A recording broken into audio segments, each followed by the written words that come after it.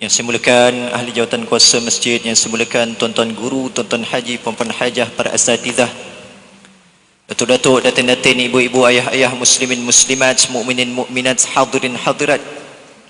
Moga-moga yang hadir pada malam ini semuanya ahli syurga yang dirahmati Allah sekalian. Amin ya rabbal alamin. Alhamdulillah, bersyukur kehadirat Allah Subhanahu wa taala. Pada malam yang berbahagia ini sama-sama kita telah dihimpunkan oleh Allah Subhanahu wa taala di dalam riyadil jinan, bermakna taman-taman syurga. Bersyukur kita kehadirat Allah Subhanahu wa taala yang menghimpunkan kita pada tempat yang bercukup barakah. Tiada tempat yang lebih barakah melainkan masjid dan surau, juga majlis-majlis ilmu.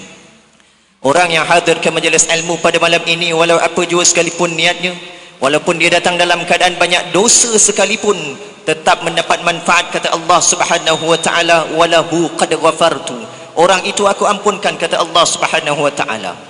Malaikat pelik bertanya, pasal apa orang nak diampunkan ya Allah? Orang itu banyak dosa, dia duduk dalam majlis ilmu sahaja, bukan dia dengar sangat pun.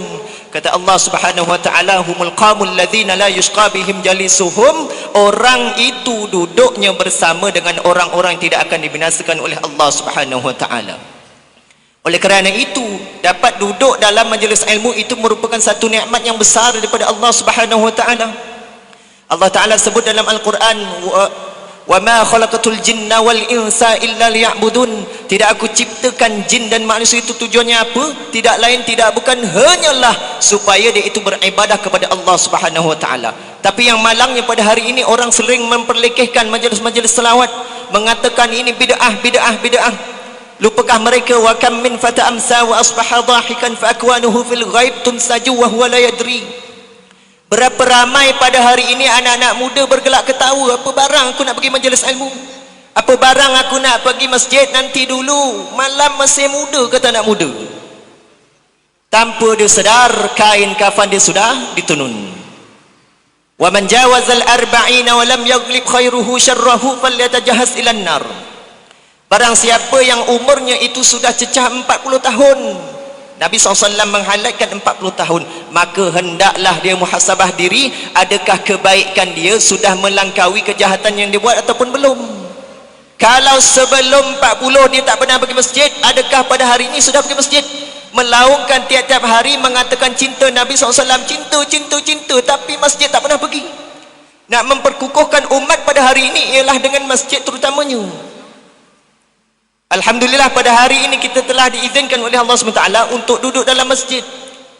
Barang siapa yang umurnya sudah cecah 40 tahun tapi masih tak sedar, masih lagi leka dengan dunia, falyatajahaz ilan nar, maka siap sedialah dirinya untuk dihumban ke dalam api neraka, wal iyadzubillah. Oleh kerana itu pada hari ini kita ramai-ramai berselawat. Sebab apa? Ulama mengatakan cara paling cepat mendapat rahmat Allah ialah dengan berselawat. Ya, ini selawat ada yang maksur, ada yang ghairu maksur. Ada selawat yang memang Nabi SAW ajar, ada selawat yang Nabi tak ajar. Yang Nabi SAW ajar memang tak ada masalah. Cumanya pada hari ini wujud golongan-golongan yang sering membid'ahkan selawat-selawat, amalan-amalan yang dikatakan Nabi SAW tak ajar, kamu tak boleh buat. Ini masalah hati. Selawat sama ada Nabi SAW ajar, ataupun yang dilakukan oleh para sahabat, ataupun dilakukan oleh salafus salih. Sebagai contoh, kita sering melakukan selawat tafrijiyah, atau nama lainnya selawat nariyah, ataupun boleh juga dipanggil sebagai selawat kamilah.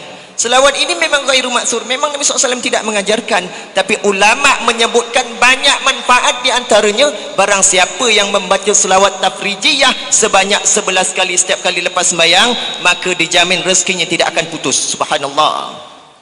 Bagaimana ini ulama menjumpai rahsia sir, rahsia di kalangan alim ulama yang menjumpai akan kehebatan selawat tersebut. Dan barang siapa yang ada masalah di kebuntuan, kata ulama, maka bolehlah dia selawat tafrijiyah sebanyak 100 kali. Dan barang siapa yang ada hajat besar yang dianggap mustahil bagi dia, tapi tidak mustahil bagi Allah SWT untuk memakbulkan dia punya hajat itu, maka ulama kata bolehlah kita membaca selawat tafrijiyah sebanyak 4444 selama 8 hari. Subhanallah, banyak keajaiban yang mana hanya orang-orang yang beramal sahaja yang boleh membuktikan dia punya keajaiban tersebut. perkara-perkara mujarrabat yang mana dianggap pelik pada akal manusia, tidak pelik bagi Allah Subhanahu wa taala untuk memakbulkan. Dan ada yang dinamakan selawat tibbil qulub ataupun nama lainnya selawat syifa. Allahumma salli ala sayyidina Muhammad tibbil qulubi wa dawaiha wa afiatil abdani wa shifaiha, ataupun dalam versi yang lain wa afiatil ajsadi wa shifaiha wa nuril absari wa diyaiha wa ala alihi wa sahbihi wa barik wa sallim. Barang siapa membaca selawat syifa sebanyak 4 kali pada kepala anak waktu dia tidur, dengan izin Allah, anak itu besok pagi cerdas dia punya akal fikirannya. Subhanallah. Ini rahsia di kalangan selawat yang dicatatkan oleh ulama dalam kitab-kitab selawat. Dan barang siapa yang membacakan selawat syifa pada air sebanyak 21 kali, dengan izin Allah, air ini akan menjadi penawar. Wah, ada orang kata saya tak percaya ini selawat. Ini selawat Nabi SAW tidak ajar. Adakah ini amalan bid'ah, kata dia? Kalau kita nak bahawa amalan-amalan yang Nabi SAW tidak ajarkan adalah bid'ah, adakah para sahabat lebih bid'ah? Sebab apa? Ada sahabat yang melakukan amalan yang memang Nabi SAW tak suruh. Sebagai contoh, dalam satu kisah, Sayyiduna Abdullah bin Zubair yang diperintahkan oleh Nabi SAW, wahai Abdullah bin Zubair, pergi buang darah bekam aku ini. Nabi SAW melakukan bekam, disuruh buang darah bekam itu. Apa yang dilakukan oleh Abdullah bin Zubair? Dia bawa darah bekam Nabi SAW. Lalu datang kembali jumpa Nabi SAW. Nabi tanya, wahai Abdullah, sudahkah kamu membuang darah bekam aku? Kata Sayyiduna Abdullah bin Zubair, aku telah meletakkannya pada satu tempat yang tak ada seorang pun boleh melihat kecuali Allah Subhanahu wa taala. Wahai Abdullah bin Zubair, adakah kamu meminumnya? Naam ya Rasulullah, aku telah meminum darah kamu ya Rasulullah. Subhanallah. Apa kata Nabi SAW ketika itu? Wahai Abdullah bin Zubair, sesungguhnya tubuh kamu tidak akan disambar api neraka. Dek, kerana apa? Kerana darah aku dan darah kamu telah bercampur. Subhanallah. Adakah para sahabat lebih bid'ah daripada kita? Kerana melakukan satu amalan yang memang Nabi SAW tidak anjurkan, tidak diajarkan oleh Nabi SAW. Ini cintanya para sahabat, intifalul amri, ikut cakap patuh Nabi SAW. Sayyiduna Abdullah bin Amr radhiyallahu anhu menulis satu doa dalam Kitabul Adab karangan Habib Zain, karya Syekh Said Muhammad Amin bin Idrus bin Abdullah bin Umar bin Syekh Abu Bakar bin Salim Ba'alawi al-Husaini. Sayyiduna Abdullah bin Zubair tulis satu doa, a'udzu bikalimatillahi tammati min ghadabihi wa syarri ibadihi wa min hamazati syayatin wa ayyahdurun. Kata Sayyiduna Abdullah bin Zubair, mana-mana budak kalau 3-4 tahun tak pandai bercakap, tak pandai bercakap, patutnya 4 tahun 5 tahun sudah pandai bercakap. Abdullah bin Zubair tulis pada doa, pada kertas, dengan izin Allah, budak itu yang bawa doa itu boleh bercakap. Subhanallah. Adakah amalan ini bid'ah? Dek, kerana Nabi SAW tak pernah ajarkan. Hari ini orang mengatakan bid'ah. Ini sahabat cinta. Saya tertarik kepada Al-Fadhil Ustaz Firdaus mengatakan tadi, kalau kita cinta kepada Nabi SAW, kalau kita cinta kepada orang yang kita boleh nampak, itu perkara biasa. Tapi kalau kita cinta kepada yang kita tak nampak, itu sangat-sangat luar biasa. Dan hari ini kita membuktikan kalau cara-cara kita ini membuatkan selawat, apa sahaja zikir yang mana membuatkan kita ini mendapat rahmat Allah Subhanahu wa taala dengan perantaraan Nabi Muhammad sallallahu alaihi wasallam.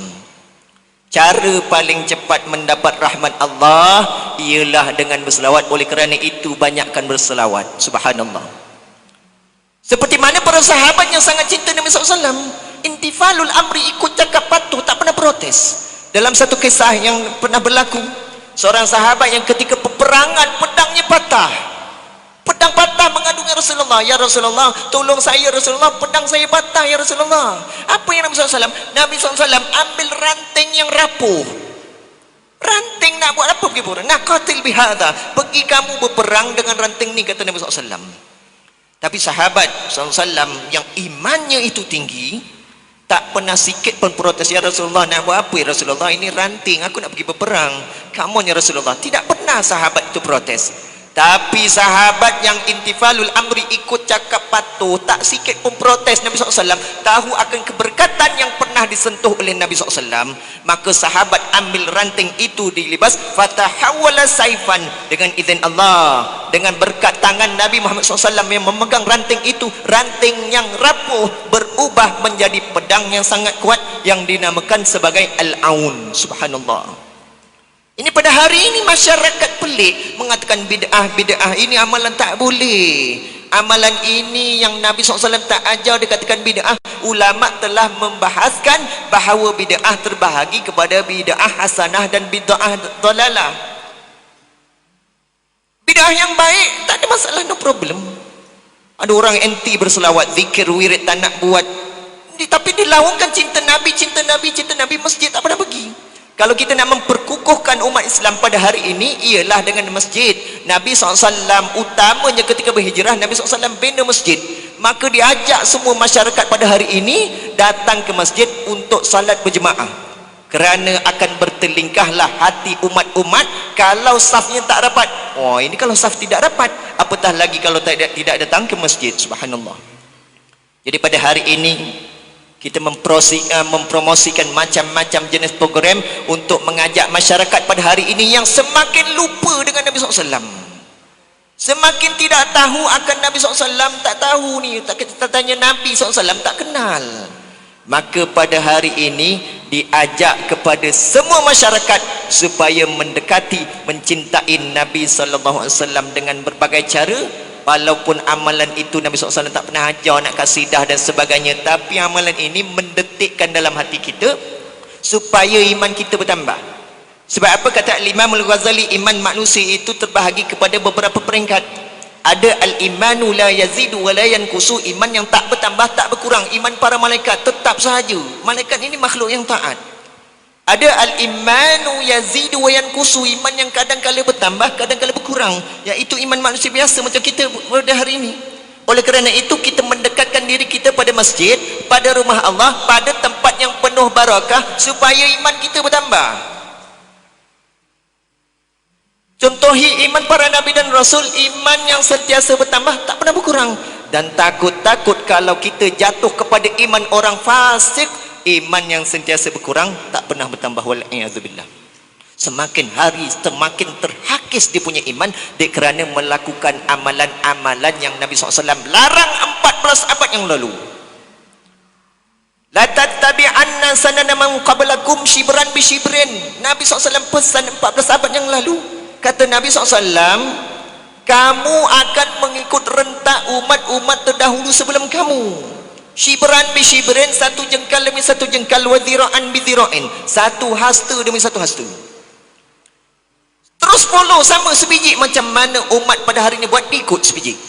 Hatta law dakhalu ahaduhum juhra dabbil la dakhaltumuh, sehingga kan kalau mereka masuk dalam lubang biawak, kamu juga akan ikut masuk dalam lubang biawak. Ya, ini bukannya hakikat masuk lubang biawak, tapi menunjukkan simbol kelakuan, perbuatan, kata-kata yang tak baik dilakukan oleh satu kaum.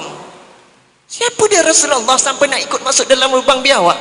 Al-Yahuda wan Nasara, adakah Yahudi dan Kristian yang kau masukkan ya Rasulullah diikuti oleh kaum muslimin pada hari ini? Faman, kata Nabi SAW, siapa lagi kalau bukan mereka? Bukankah pada hari ini terbukti Yahudi dan Kristian melakukan apa sahaja dari segi pakaiannya, dari segi rambutnya, dari segi perkataan kata-kata program yang dianjurkan oleh Yahudi dan Kristian. Umat Islam pada hari ini sebiji ikut terus follow, shibran bi shibrin wa dhira'an bi dhira'in, sebiji follow. Ini adalah musibah akhir zaman. Oleh kerana itu saya memberikan pesan untuk diri saya sendiri juga, solatlah walau terpaksa, tutup auratlah walau terpaksa, tinggalkan kemungkaran walaupun terpaksa. Kerana apa? Kerana dengan keterpaksaan itu sikit-sikit akan buat hati kita ikhlas kepada Allah Subhanahu wa taala. Mudah-mudahan berkat kita duduk dalam majlis ilmu pada malam ini, Allah taala akan panjangkan usia kita. Mudah-mudahan berkat kita duduk dalam majlis ilmu pada malam ini, Allah taala berikan kesihatan pada tubuh badan kita dan seluruh ahli keluarga kita dan sahabat-sahabat kita yang ada mungkin sakit dan sebagainya. Mudah-mudahan berkat doa kita, berkat selawat Nabi SAW pada malam ini, Allah Ta'ala akan makbulkan segala doa kita. Allah Ta'ala beri pertolongan kepada umat Islam khususnya di Gaza, di Palestin. Mudah-mudahan berkat duduknya kita dalam majlis ilmu ini, Allah Ta'ala berikan kita zuriat keturunan yang saleh dan salihah.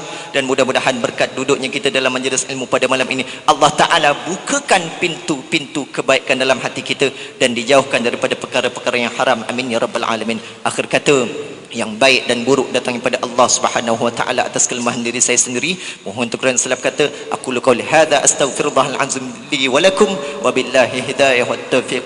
Wassalamu alaikum warahmatullahi wabarakatuh. Wallahu a'lam bissawab.